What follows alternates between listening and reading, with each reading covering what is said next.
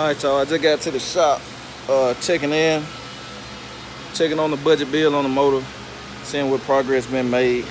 I'm finna flip the camera around, show y'all Joe Buddy done installed the cam and all of that. Had to buy a timing chain cover, so I'm letting y'all, not timing chain cover, timing chain, due to the holes on the cam not matching up with the factory timing chain. So, you know, cheap, but had to add into the budget. I spent $28 on that, I think. I'm trying to tell y'all the pricing too, so y'all will know and be as detailed as possible. But I'm gonna flip the camera around in the next clip and I'll show y'all the cam install, and the motor is completely painted. So we're gonna show y'all that. Alright, so it's the motor, y'all. Look a lot different from what it was, as y'all can see. And the cam is installed. Like I said, the problem was, y'all, the factory timing chain, the holes didn't match up with the cam. And just being detailed for people that don't know. And I went and got just a little Duralash and all of that. So we got a double roll timing chain. So like I said, it look a lot different from when y'all saw in the last update. Like I said, I ain't gonna be able to catch everything. I couldn't catch that for y'all, so it'll take too long. But that's it. Looking good.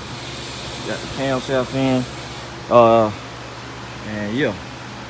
Alright, so we got, like I said, we got the camshaft in, and for if you wonder what the specs on the cam is, go back to one of the previous episodes. I showed the specs on the cam and all of that. Got a good deal on it. Bought it from JMALCOM Performance. I ordered it. Got all the specs on it. I think I showed the cam card too. So if you want to know what the cam is, then go check out one of the older episodes. I got a playlist for them. I don't know what we're gonna do today or tonight. I don't know. So just stay tuned, y'all, and we're gonna see what happens. What we're about to do now is take the oil pan off, and he about to assemble the oil pump, so y'all can see how that gets done, and installing the oil pump in the motor, replacing the oil pump, but basically. So you got a motor out, it's just a good thing to replace the oil pump while you got it out. Good oil pressure. Make sure everything getting lubricated. Change the oil pan gasket while you at it. Just something smart to do. So we about to roll on to that clip and let y'all see that.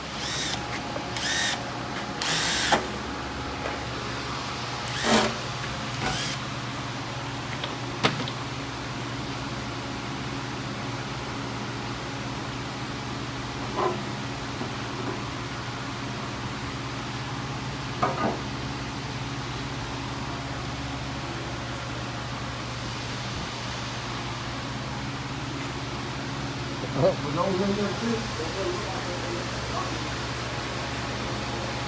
this is what it look like, y'all. It's the bottom. And all of that. And there's probably ain't nothing wrong with his oil pump. It's just that if you take them on apart, you got it out safe.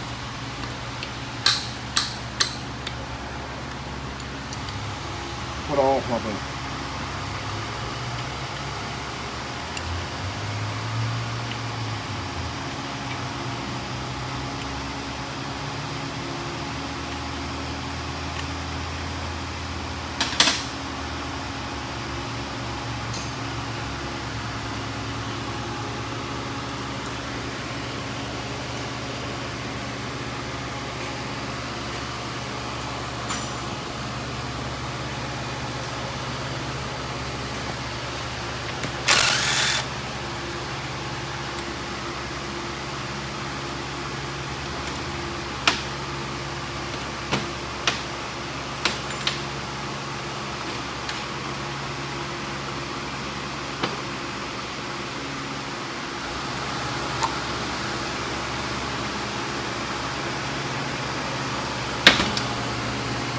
That's what it looked like with the oil pump removed, y'all. For the ones that I ain't never saw.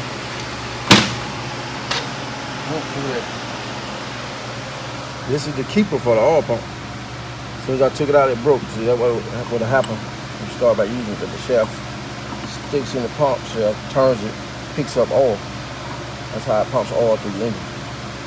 There's a that had broke off. You know what? Hold on a second. Got the new oil pump, and we got a screen, and I bought a new shaft too. Y'all heard me just say the shaft. It's a rubber piece going to end. Plastic, I meant, not rubber. Excuse me. So for people who don't know how it works, today I'm gonna show you how it works. I got a distributor, oil pump shaft, an oil pump. This is how it works. On the camshaft, there's a gear that looks like this on the back of the camshaft. This goes into the engine and it touches the camshaft. So when the engine turns, it turns the distributor. Also distributor fire through the cap. But it also, there's a slit in the bottom of the shaft. Y'all see that? Yeah, y'all see it. The oil pump rod fits in it, that fits into the oil pump. So when the distributor turns, it turns the oil pump. That's what makes it pump oil through your engine. Just something I thought I'd let y'all know. It's good info for the ones that don't know. So understanding how engine work too.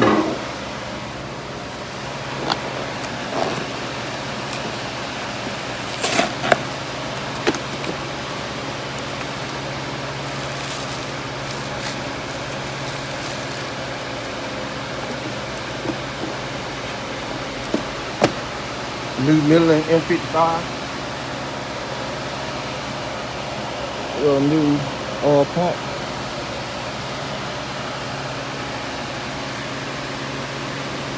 Got a screen. Says I bought the shaft and everything. Well, we bought a new shaft, but it's the wrong shaft. I didn't look at it. This is small. This is a small block Chevrolet 400 shaft, and this is a 350. There's nothing wrong with the shaft. It's just that he was replacing. He wanted to buy new, but this shaft is not for this engine, so that won't work. You see how in here a 400 block for the internal space, it needs to have the shaft turned down to clear the space in there. The 350 don't. So we can't use this. But there's nothing wrong with this. We just wanted to put it in there, but it's okay. Yeah, it was a choice, y'all. Okay. This is the rod lock that locks it onto the oil pump. And I always like to do this first because if you don't, you'll mess around and forget, and you won't have no oil pump rod in your engine.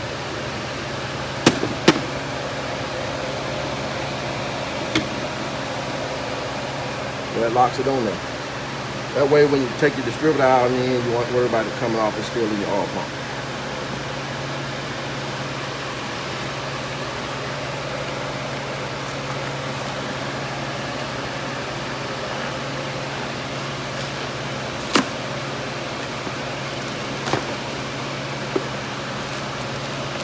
Oil pump screen,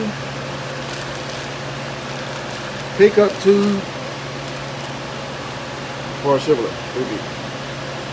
It goes into the pump there, but you just can't push it in there. I'll show you how to do that, but we gotta go back to the engine.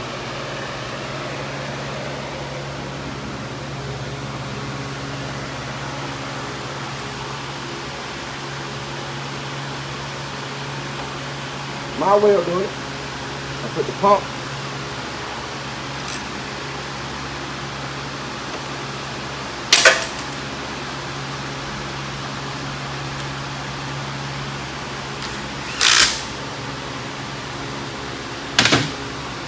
then I got this tube.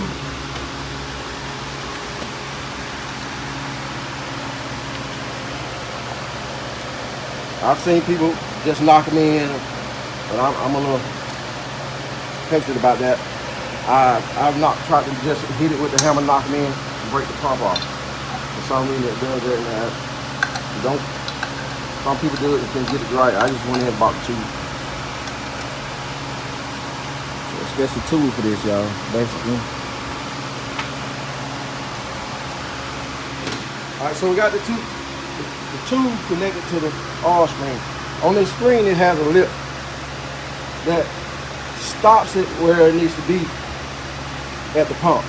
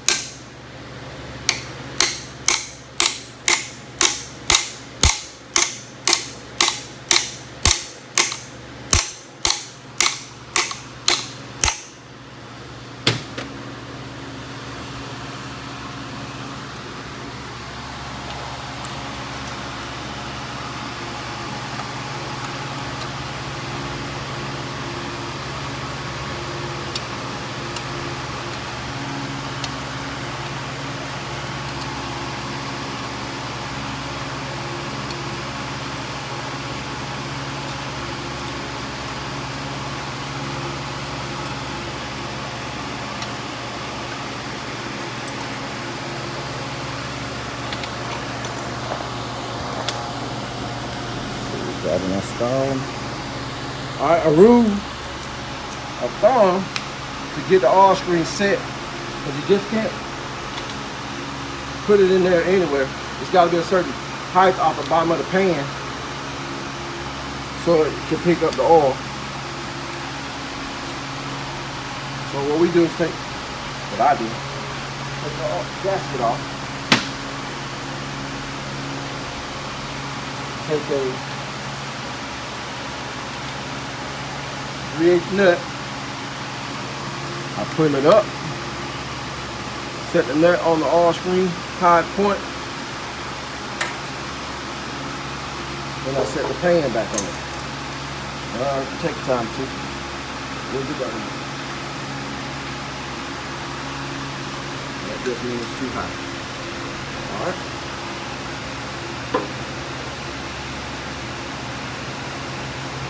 Without the gasket on it, we get that clearance also. Press it down, pick it back up.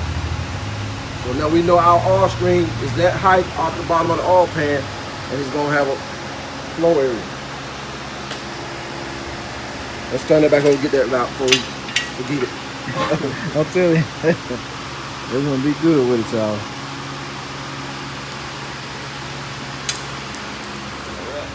This out. Alright. Now we're going to assemble the 3-speed timing chain gear. It's simple when the engine is out of the car.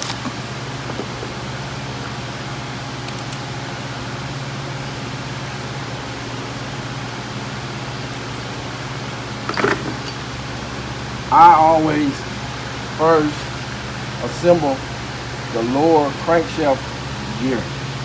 This is a double roller, so you got to find which gear is top dead center, unless you're building the engine where you're gonna degree the cam and all, and then you change the different notches. Me, I'm gonna put it on 0, so I'm gonna use that split. I'm gonna use that slot there.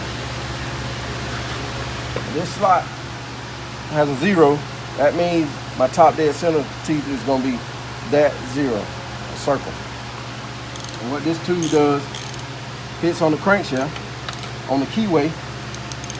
It allows me to turn the engine till I get top dead center.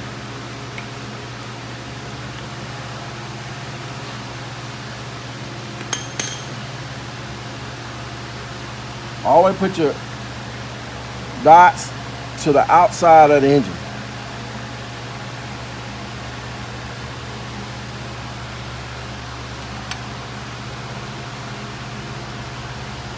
Then I take socket, make sure it's all the way back. See the sound change? That means it's on there. Then I take my gear, my top gear, See, it's got a dot also for your timing.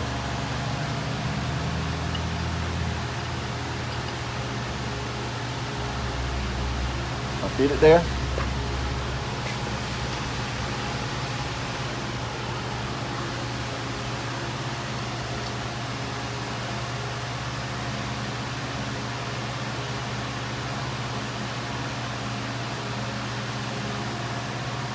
Make it easy for people that are not the first timers or something. Always line your dot straight up. I call it 12 o'clock. Put your bottom dot 12 o'clock. Put your top gear dot 6 o'clock. Now there's no problem if you could line them up 12 and 12, but it's safer because the dots are closer, you can see it. That way you won't mess up your timing. You can't put it there, can't put it there, can't put it there. It's got to be dot to dot when you line them up. That's where your timing got to be when you put the chain, actual chain on. Y'all see that? So that's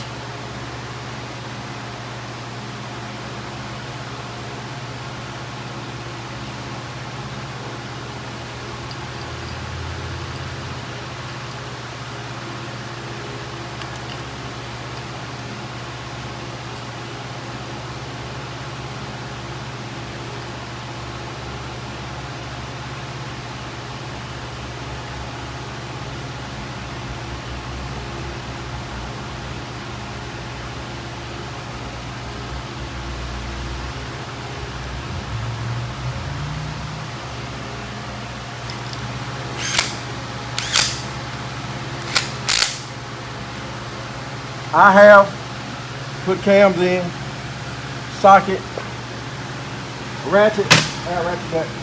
The safest way is to recommend that I put 15 pounds of torque on. I already got it set to 15.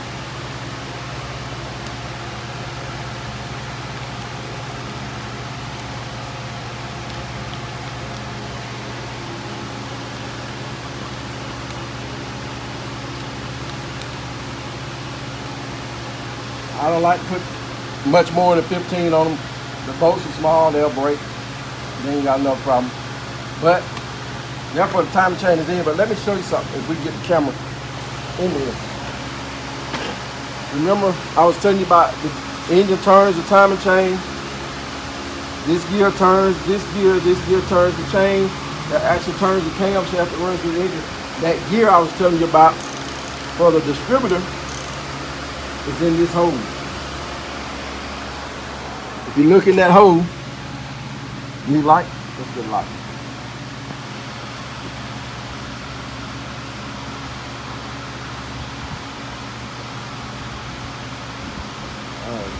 all right, y'all. Let's see. We can see down in there. All right, you see, you need to come on the other side. All right, you see that gear there? You see it? You barely can see it there. I see it. Hold on, we're trying to get it so y'all can see it. There it is. I seen it there. All right, you see that gear? Yep, y'all see that? Okay, and the other thing, that's the oil pump and the shaft we put in with the slit in the top. All right, watch it. Stay there, Jay. Can you see the gear? Get it back on the gear. You got the gear? Yep. Now I'm going to turn the engine. All right. You see that gear spinning? That gear spins, turns the distributor, and turns the oil pump. So that's how it pumps oil through the engine. All right, y'all. So y'all know, for the ones that don't know, like I said, we're trying to be as detailed as possible with the build, and people can learn at the same time. So getting a 2-for-1, I hope people enjoying it.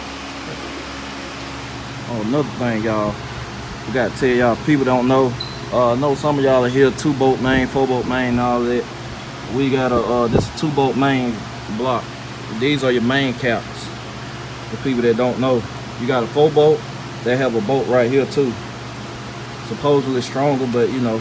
Yeah. It won't have it on the first cap. It'll be the second, Yep, third, in the middle. and the fourth. You have an extra bolt on both sides. Yep, so this 2-bolt main block I know you probably heard terminology, so for people that don't know, that's another little thing for the cleaning and all of that. So, all right, y'all. So we got the timing chain installed, as y'all can see, the oil pump. Just cleaning the valley out a little bit more. Like I continue to say, I'm trying to be as detailed as possible with the build. I said I want to show y'all every little thing, show y'all how I found the deals, which I've been doing throughout the series. Show y'all the parts I got, the prices. Now, as far as if I made the budget or is going to make the budget, I'm not going to reveal that until the truck fires up. So when the truck fires up, I'm going to do an episode where I sit down. I'm going to have all my receipts, and I'm probably going to type it up on the screen. Y'all can see exactly what I spent in labor, all of that.